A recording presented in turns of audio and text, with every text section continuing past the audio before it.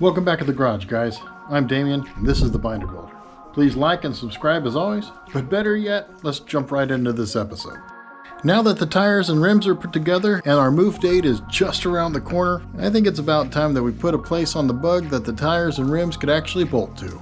To do that, I reassembled the driver's side trailing arm and threw it on.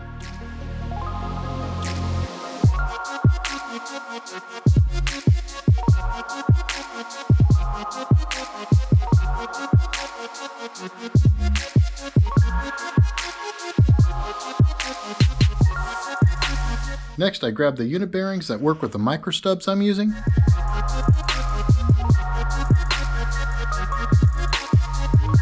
And these things are slick, and they just simply bolt to these 5x5s. In case there's any of you that don't know what a micro stub is, let me show you what I like about micro stubs.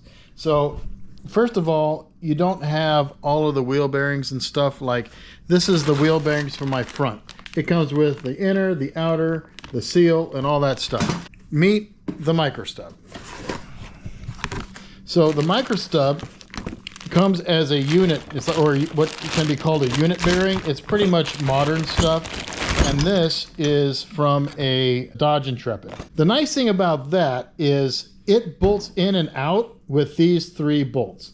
So I went to the store, got myself some bolts, and literally just bolted it in. And look, it doesn't have the axle, but it spins all by itself.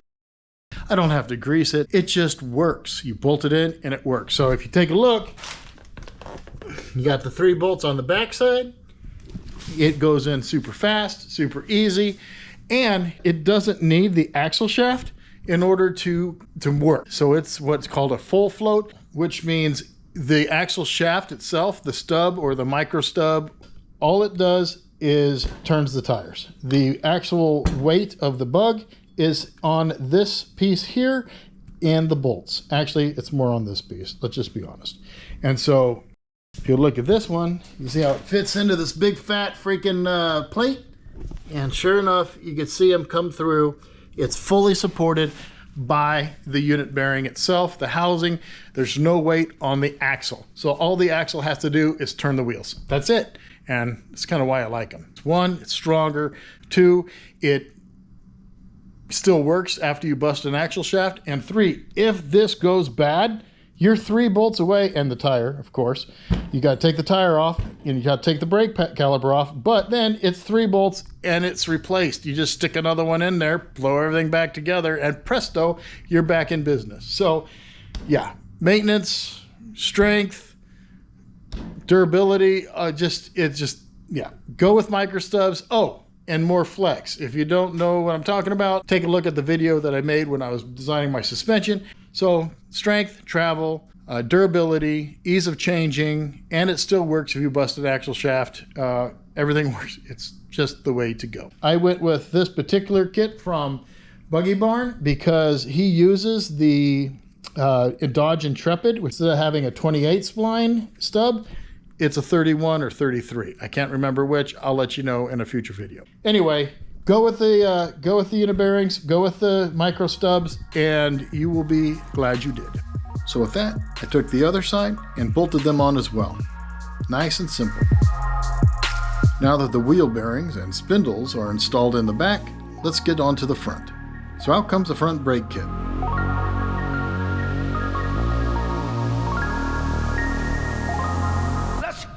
All right, with the wheels all mounted up, it's time to be able to put the wheels on. So I grabbed my 4-piston caliper front brake kit I got from Apple Tree Automotive. This is all latest rage stuff. Comes with everything you need basically to run 4-piston calipers. I got the calipers and stuff over there, wheel bearings and stuff right here. These are just freaking huge wheel bearings. That's why I went with the 2-inch hollow right there.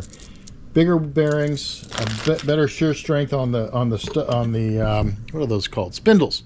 On the spindles, and then these dust covers, I love it. They have the little O-ring in there, as well as nice monster races for both sides, and then of course I got the seal as well. So get all that stuff put in. It's going to be awesome. Got some red and tacky Lucas grease. It is for wheel bearings and things of that nature, but yeah, I like red and tacky stuff that just sticks to stuff. Before I finish off this build and I pull everything apart to paint, I'll be repacking these for real, and at that point I'll be putting a lot of grease in there. It's not too much, of course, but plenty to make sure the job gets done. So let's get this going, and yeah, let's go with that. By the way, just so you know, I do put the races inside the freezer, and that will allow me to let them to cool down and makes them easier to put in. You don't have to beat them so hard to get in. You don't have to press them in as hard. So yeah, just one of those little tricks that I do, or I try to do. Doesn't hurt, that's for sure. Okay, with the races in the freezer, it's time to pack these bearings. There are plenty of ways to do this. This time I'm using my hands, which is probably the messiest way, but you could use your hands with a glove on it, you could use a bag or a bearing packer. Whichever way suits your fancy. The key is to get the grease into the bearings. And now you know why I like my bearing packer. Whew, that's messy. I understand, do it with a bag, you could do it with a glove on. I guess I'm not very good at it because I get just as messy, so I just might as well just get in it, do it, and get it over with. So that's what I did. So yeah, if you have a better way of doing it, put it in the comment section below or something, because it's always a messy endeavor for me. Next, I started pulling the races out of the freezer and installing them. And once they were pretty deep, I tapped them in to make sure they were fully seated. Having a bronze bar is the best way to do this. I just use what I got. It's the same story with the outer bearing. I tried using a bag method on greasing this one. You still get grease all over the place when you pull it out of the bag. Then it was time to install the hubs on the spindles. So I removed the painter's tape and wiped everything clean with some acetone. Then the hub went into place, and I slid the outer bearing and lock nut to secure everything in place. Then I installed the cap before moving on to the other side.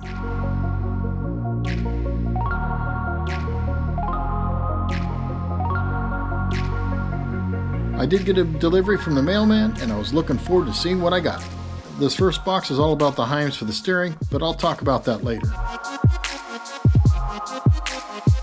For this video, package 2 is the important one. Let's take a look. Nick kind of came through for me on this one. I was out of luck finding some good wheel adapters for the buggy. The problem is 5 on 4.5 is what the unit bearings come in, and 5 on 205 is my bolt pattern for my wheels. So definitely needed some of these. He was able to find some for me. Super appreciate that, Nick. Nick over at Buggy Barn Fab. Check him out on Facebook. He has connections. I'll just say that. So thank you so much, Nick. Got these quickly. Thank you. With these adapters, all I needed to do was bolt them on, but it turns out I had a bit of a brain fart. I'm not sure if it's the stress of the move or what, but my face says it all. And my mind was like, whoa. So I had a little scare. If you take a look, here's the thing. It goes right up, and I was like, oh no, that's the wrong bolt. No, wait, what? Why isn't it going all the way in? Because, see how this comes out? The little hub, it hits that. So what I'm gonna do, I'm gonna be taking off this little plate here and see if it'll go on without. Normally, there's a disc brake rotor and stuff like that, which take up room, and therefore this stuff will fit. But because there's no disc brake right now, it doesn't fit. Let's see if we can make it fit. We'll figure this out.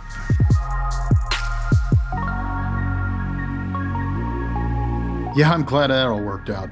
My mind there just rebooted for a second. But after finding the right Allen key and retrying, all right, let's see if it works. Oh yeah. All the way against the back. Oh, thank goodness. Okay, good. And as you can see, this is where this stuff goes on. And then this machined piece will go right in there, but not until the brake rotors are on. All right, so let's put these Allens back so I don't lose them.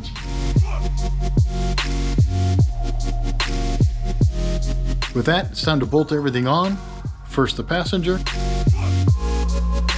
then the driver. Well, I know what you're thinking. Let's get that thing on its weight. Let's see it on its tires. Well, I would love to, but I don't have shocks and springs on it yet, so I can't. So I'll definitely have to tackle that on the next video. But for now, thanks for watching. Please like and leave a comment. If you find my content interesting, please consider subscribing to the channel. But with that, I'm Damien. This is the Binder Builder. Be good, do good. See you on the next one.